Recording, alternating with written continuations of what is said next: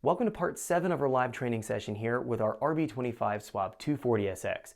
In this video, we're going to be focusing on doing our cold start tuning. So looking at our pre-prime, our cranking fuel, our post-start, and our warm-up enrichment, and learning how to distinguish what to edit and what to change based on some log data. So we're going to go and just do this live and then go through the actual process of actually tuning everything out. We're also going to be taking a look at setting up acceleration enrichment and the overrun fuel cutoff for better drivability.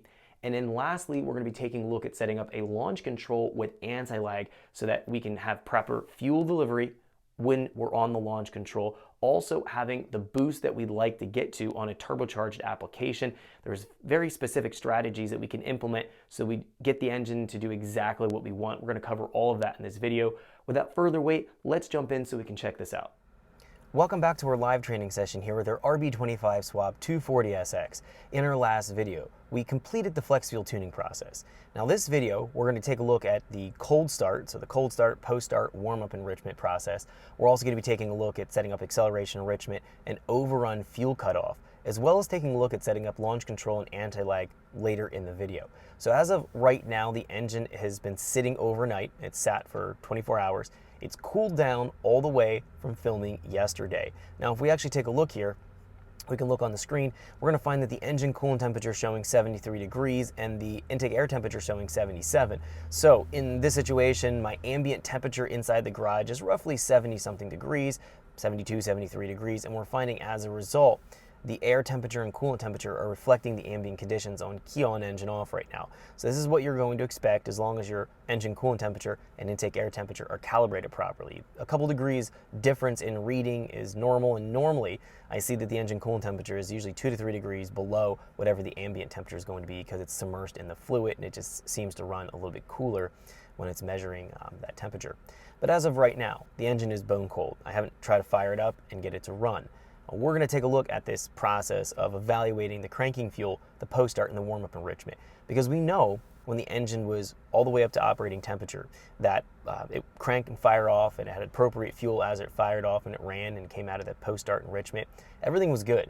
But now when the engine is cooled down, things change. And specifically, we have what's known as a wall wetting effect taking place.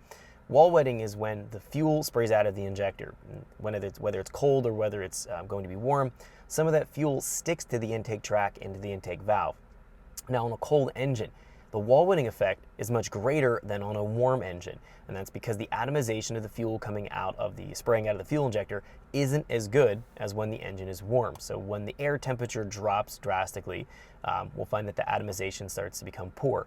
As a result, we need to deliver more fuel into the engine so that it can crank up and fire cold versus hot. And then when the engine's actually firing up and running for the first maybe few minutes till it comes up to operating temperature, we need to offset that by adding additional fuel to overcome the wall wetting effect from the fuel sticking to the intake track and to the intake valves. So this is kind of a two-part effect that we need to focus on. We need to add more fuel cranking. We also need to add more fuel on the post-start, which is used for the first few seconds after the engine's fired off, and then it transitions to warm-up enrichment. That's also where we have this kind of long-term fuel adder as the engine's coming up at operating temperature. So we have to go and add fuel within this period, kind of overall. Now, a couple things about where we're at right now is that we have ethanol in the fuel system.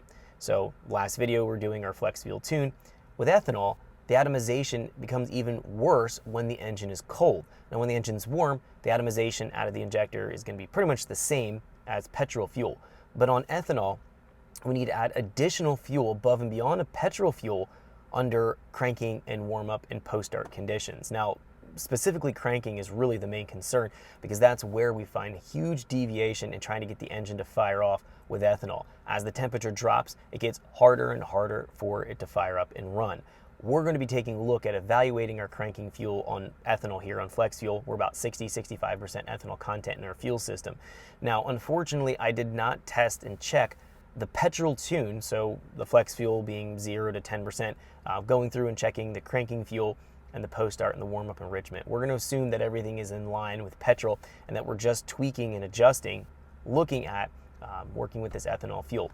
So we have made some compensations and accounted for working with the ethanol in terms of the cranking fuel, in terms of also the pre-prime crank. Now the pre-prime is a huge shot of fuel when we're keying on the engine. That just gets some fuel into the engine because the intake valves are maybe partway open or not open, and we have airflow essentially not flowing through the engine. We need to get the fuel in. This is the same kind of idea as a priming effect on a carburetor. So we prime the engine, get some fuel in there, and then as we're cranking over the engine, we deliver some more fuel additionally through the cranking enrichment table. Once the engine's fired off and running, then we transition from the cranking fuel into the post-start, and then from the post-start into the warm-up enrichment, and then out of the warm-up enrichment once we come up to operating temperature. Let's go take a look at this real quick. Go in here to our fuel trim tab. We're going to find that we have our various tables. Thanks for checking out our teaser clip. If you want to see the rest of this video and more than 500 hours of current EFI training we have to offer, make sure you click right here. If you want to go and check out more teaser clips from this training course, click here, and you don't want to miss any of the videos we're going to be releasing on this channel, so make sure you subscribe and click here. Thanks for watching, and I'll see you guys later.